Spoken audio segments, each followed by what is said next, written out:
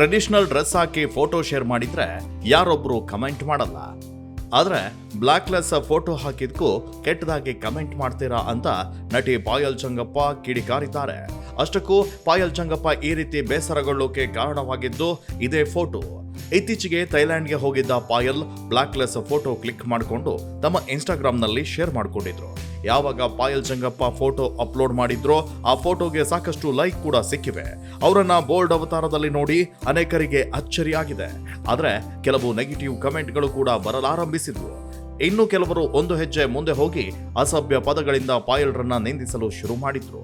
ಯಾವಾಗ bad comment ಜಾಸ್ತಿ ಆದ್ವೋ ಆಕ್ರೋಶಗೊಂಡ ಪಾಯಲ್ ಚಂಗಪ್ಪ ತಮ್ಮದೇ ಶೈಲಿಯಲ್ಲಿ ಖಡಕ್ ಆಗಿ ಉತ್ತರಿಸಿದ್ದಾರೆ. ಟೀಕೆ ಮಾಡೋರಿಗೆ ಸರಿಯಾಗಿ ತಿರುಗೇಟನ್ನ ಕೊಟ್ಟಿದ್ದಾರೆ. ಈ ರೀತಿಯ ಕಮೆಂಟ್ಗಳು ಅವರ ಮೇಲೆ ಯಾವ ಪ್ರಭಾವ ಬೀರೋದಿಲ್ಲ ಅಂತ ಹೇಳಿದ್ದಾರೆ. ಹೀರೋಯಿನ್ಗಳು ಥೈಲ್ಯಾಂಡ್ ಮೊದಲಾದ ಕಡೆಗಳಲ್ಲಿ ತೆರಳಿ ಬೀಚ್ನಲ್ಲಿ ನಿಂತು ಫೋಸ್ ಕೊಡ್ತಾರೆ. ಕೆಲವರು ಬೋಲ್ಡ್ ಆಗಿ ಕಾಣಿಸ್ತಾರೆ. ಆ ಫೋಟೋಗಳನ್ನ ಹಂಚಿಕೊಳ್ಳೋದ್ರಲ್ಲಿ ಅವರಿಗೆ ಯಾವುದೇ ಹಿಂಜರಿಕೆ ಇರುವುದಿಲ್ಲ.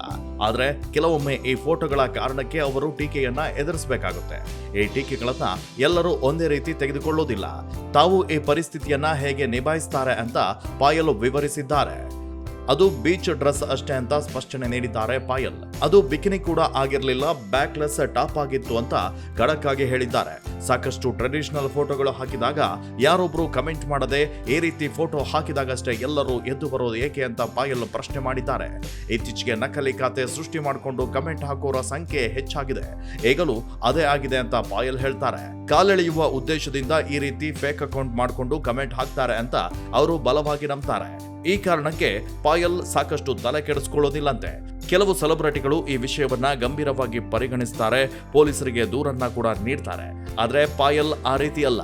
ಈ ರೀತಿ ಪರಿಸ್ಥಿತಿಯನ್ನ ಹೇಗೆ ಹ್ಯಾಂಡಲ್ ಮಾಡಬೇಕು ಎಂಬುದು ಅವರಿಗೆ ಗೊತ್ತಿದೆಯಂತೆ. ಈ ಕಾರಣದಿಂದ ಅವರಿಗೆ ಇದು ಒತ್ತಡ ತರೋದಿಲ್ವಂತೆ.